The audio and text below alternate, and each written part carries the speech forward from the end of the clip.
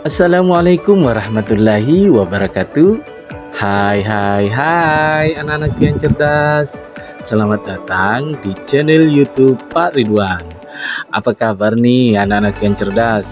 Pak Ridwan berharap kalian semua tetap dalam keadaan sehat dan tentunya selalu semangat belajar bersama Pak Ridwan. Nah, anak-anak yang cerdas, hari ini kita akan mempelajari tema 7, peristiwa dalam kehidupan, pada subtema 2, peristiwa kebangsaan seputar proklamasi kemerdekaan, dan pada pembelajaran pertama. Nah, anak-anak yang cerdas, sebelum kita memulai pelajaran pada hari ini, jangan lupa berdoa dulu ya, supaya pembelajaran kita hari ini dilancarkan oleh Allah Subhanahu wa Ta'ala dan kalian semua diberikan kemudahan dalam memahami pelajaran pada hari ini. Baik anak-anak yang cerdas, mari kita belajar dengan penuh semangat.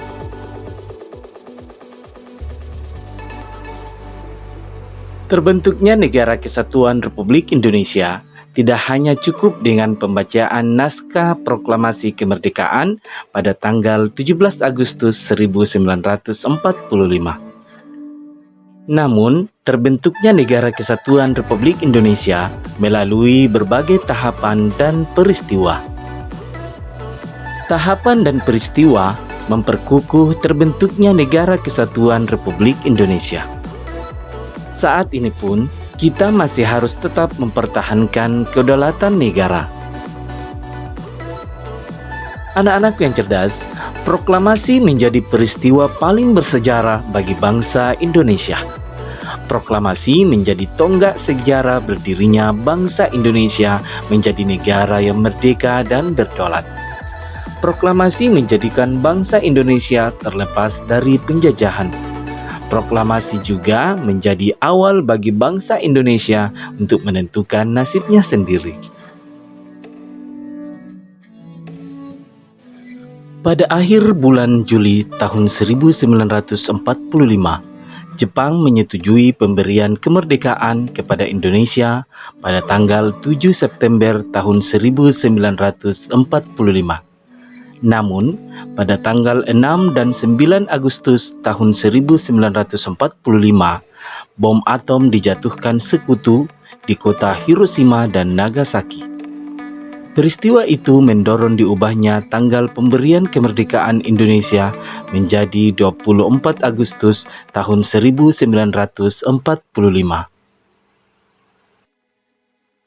Kemudian, pada tanggal 15 Agustus tahun 1945, Jepang menyerah tanpa syarat kepada sekutu. Akibatnya, terjadi kekosongan kekuasaan di Indonesia. Kesempatan inilah yang kemudian dimanfaatkan oleh bangsa Indonesia untuk memproklamasikan kemerdekaan.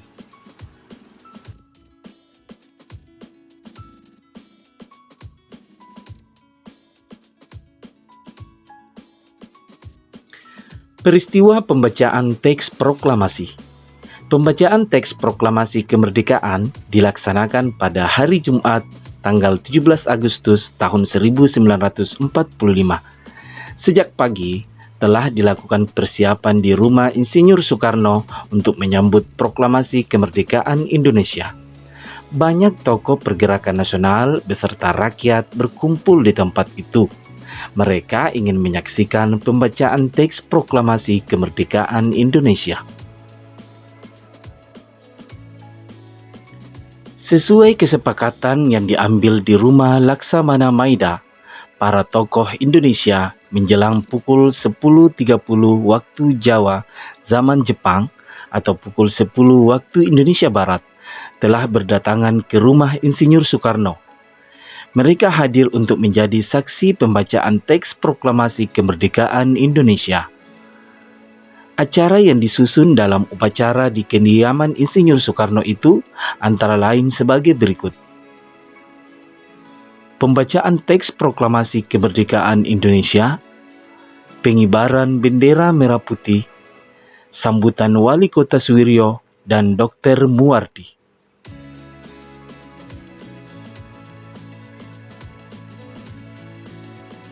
Upacara proklamasi kemerdekaan berlangsung tanpa protokol. Latif Hendraningrat memberi aba-aba siap kepada semua barisan pemuda. Semua yang hadir berdiri tegak dengan sikap sempurna. Suasana menjadi sangat hening. Insinyur Soekarno dan Dr. Muhammad Hatta dipersilahkan maju beberapa langkah dari tempatnya semula. Insinyur Soekarno mendekati mikrofon.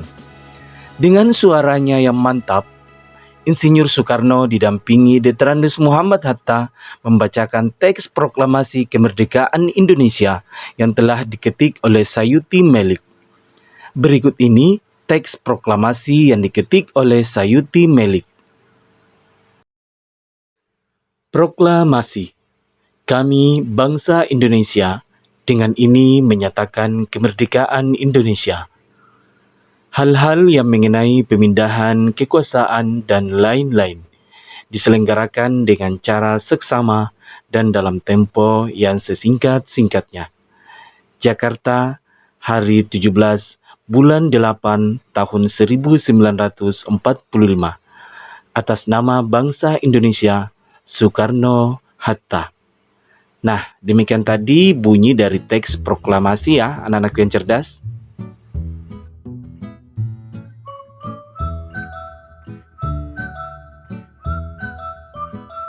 Sesaat setelah pembacaan proklamasi kemerdekaan, dilanjutkan upacara pengibaran bendera merah putih. Bendera Sang Saka merah putih dijahit oleh Ibu Fatmawati Soekarno. Suhud mengambil bendera dari atas baki atau nampan yang telah disediakan dan mengibarkannya dengan bantuan Sudanco Latif Hendraningrat. Kemudian, Sang merah putih mulai dinaikkan dan hadirin yang datang bersama-sama menyanyikan lagu Indonesia Raya. Bendera dinaikkan perlahan-lahan menyesuaikan syair lagu Indonesia Raya. Seusai pengibaran bendera merah putih, acara dilanjutkan sambutan dari Wali Kota Suwiryo dan Dr. Muwardi. Anak-anakku yang cerdas, berdasarkan uraian tersebut, sekarang mari kita jawab beberapa pertanyaan berikut ini. Nomor 1. Kapan teks proklamasi kemerdekaan dibacakan? Teks proklamasi kemerdekaan dibacakan pada hari Jumat tanggal 17 Agustus tahun 1945. 2. Di mana teks proklamasi dibacakan? Teks proklamasi dibacakan di kediaman Insinyur Soekarno, Jalan Pegangsaan Timur nomor 56 Jakarta. 3. Siapakah yang membuat dan membacakan teks proklamasi kemerdekaan? Teks proklamasi dirumuskan oleh 3 tokoh, yaitu Insinyur Soekarno, Dr. Muhammad Hatta, dan Mr. Ahmad Subarjo. Kemudian dibacakan oleh Insinyur Soekarno.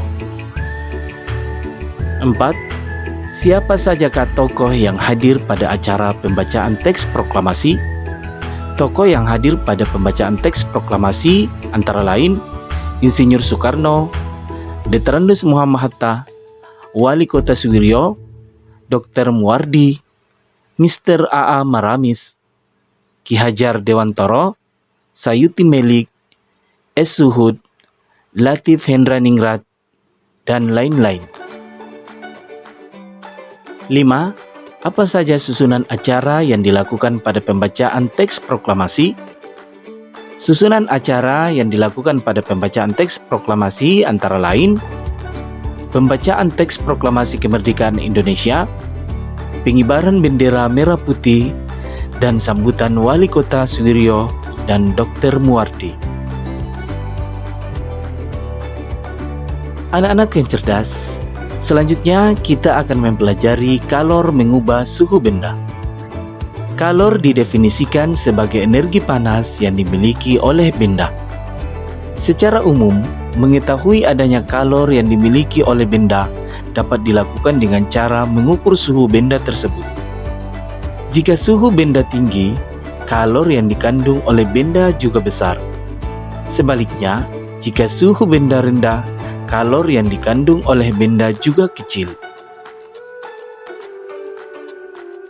Kalor yang dimiliki oleh suatu benda bisa berubah-ubah. Bisa naik, bisa juga turun, karena kalor dapat berpindah dari suhu tinggi menuju suhu rendah. Nah, berikut ini contoh. Kalor yang dimiliki oleh suatu benda bisa berubah-ubah. Bisa naik, bisa juga turun, karena kalor dapat berpindah dari suhu tinggi menuju suhu rendah. Nah, berikut ini contoh bahwa kalor dapat mengubah suhu benda.